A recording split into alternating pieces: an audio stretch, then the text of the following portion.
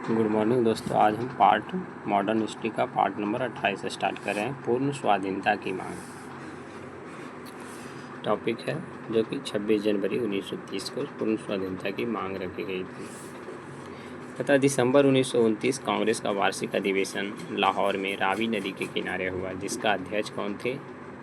JL Nehru, जिसको जवाहरलाल नेहरू कहते हैं। इन्होंने ही पूर्ण स्वाधीनता की मांग की थी। कब की थी? 26 जनवरी 1930 को।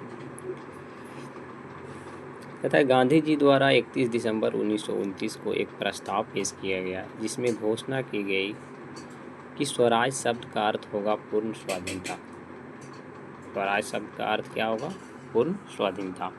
कांग्रेस ने 26 जनवरी को स्वतंत्र दिवस के रूप में मनाने का निर्णय लिया। कांग्रेस ने क्या किया कि 26 जनवरी को हम क्या करेंगे? स्वतंत्र दिवस मनाएंगे। 26 जनवरी 1930 का दिन संपूर्ण देश में स्वतंत्रता दिवस के रूप में मनाया गया, पूरा देश में, जिसे भारतीय जनता के इतिहास एक महत्वपूर्ण दिन माना गया है। इस कारण इसे संविधान लागू करने के दिन के रूप में चुना गया और ये प्रतिवर्ष गणतंत्र दिवस के रूप में मनाया गया। यानी इसको क्या किया? शामिल कर दिया किसको? 26 जनवरी को। इसलिए 26 जनवरी को ही हम लोग क्या मनाते हैं? गणतंत्र दिवस मनाते हैं। इसके बाद आते हैं सविनय अवज्ञा आंदोलन।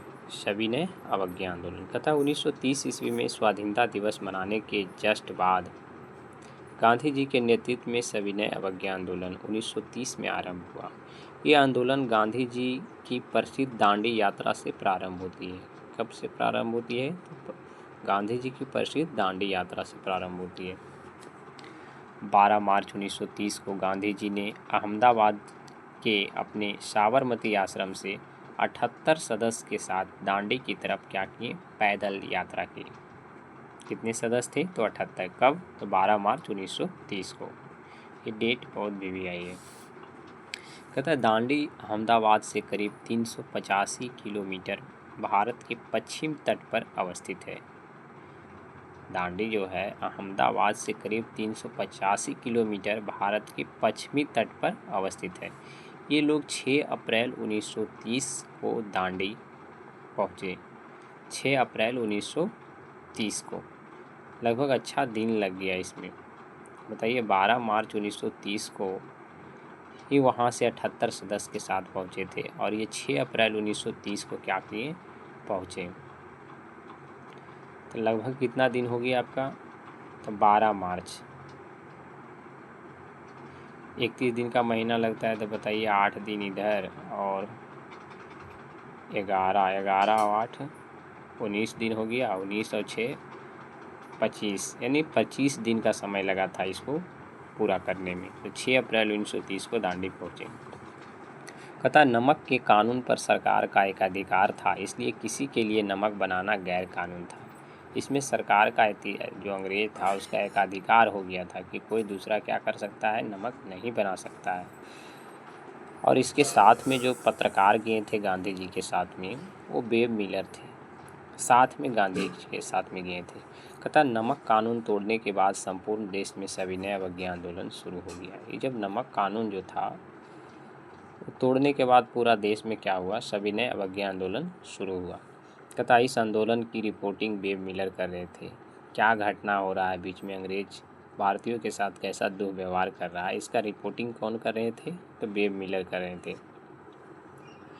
इसके बाद आते हैं गोलमेज सम्मेलन, जो कि 3 गोलमेज सम्मेलन हुआ था। पहला हुआ था 1930 में और दूसरा गोलमेज सम्मेलन 1931 में और तीसरा गोलमेज सम्मेलन 1932 में हुआ था। कहता है साइमन कमीशन द्वारा सुधारों पर विचार करने ब्रिटिश सरकार ने नवंबर 1930 में लंदन में पहला गोलमेज सम्मेलन का आयोजन किया। जो साइमन कमीशन आए थे इसका सुधार के लिए कि आखिर इसमें क्या कमियां रह गया, इसी का सुधार करने के लिए क्या किया कि लंदन में एक पहला गोलमेज सम्मेलन किया गया।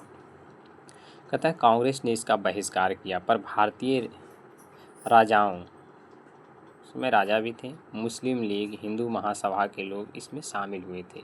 इसमें बहिष्कार करने वाले लोग सिर्फ कांग्रेस थे, बाकी सब क्या किए थे? इसमें शामिल हुए थे।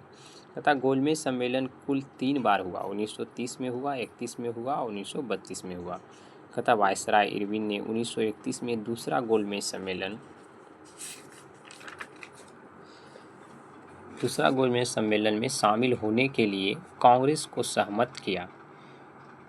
गांधी जी व इरविन के मध्य एक समझौता हुआ जिसके अंतर्गत सरकार ने उन सभी राजनीतिक कैदियों को रिहा करना स्वीकार किया। यानी जो कैदी थे, गांधी जी शर्त रखें कि जो भी कैदी हैं उनको रिहा कर दिया जाए, तभी हम क्या होंगे, उसमें पार्टिसिपेट हो सकते हैं।